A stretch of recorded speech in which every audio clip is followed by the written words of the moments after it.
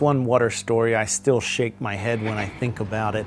We had managed to come up with some barrels from a factory. I think they were syrup or something. They were gunky. They needed to be cleaned out. And the water point was just clogged with hundreds of people. So asking them, excuse me, while I clean these barrels, you know, I was like, that's not going to work. And somebody pointed out that there was a faucet, a water tap down the road a couple hundred yards. And I said, well, won't there be long lines there? They said, well, there's sometimes sniper fire there, but you could check it out. And so I thought, well, I went down kind of cautiously. Sure enough, there were kids there filling up their own water jugs, and they all gathered around. Mzungu, Mzungu, you know, that's what they would call foreigners.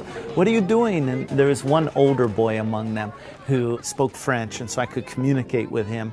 And I explained I needed to wash these barrels, and these kids all volunteered to jump in. And actually, we formed an assembly line, and one little one put her hands in a funnel shape over the hole and top of the barrel, and someone else would pour some sand in and someone some water. Not too much water, we don't want it too heavy, and they would roll it up a little hill and back down, slosh it around. Someone else would pour it out, glug, glug, glug, and then machine gun fire tore at the metal roof above us, and we all dove for cover. And I'm thinking, this thing can't go on like this. Somebody's gonna get hurt, you know? The kid who was the leader, he's like, no, just hold on, it'll be calm. And his influence really did have an impact on the other kids. And after a little bit, it calmed down, and back to your stations. And for probably 2 hours, I worked with these kids cleaning all of my barrels so I could haul water. And boy, it was hot and could have been just miserable work, but those kids made a game out of it.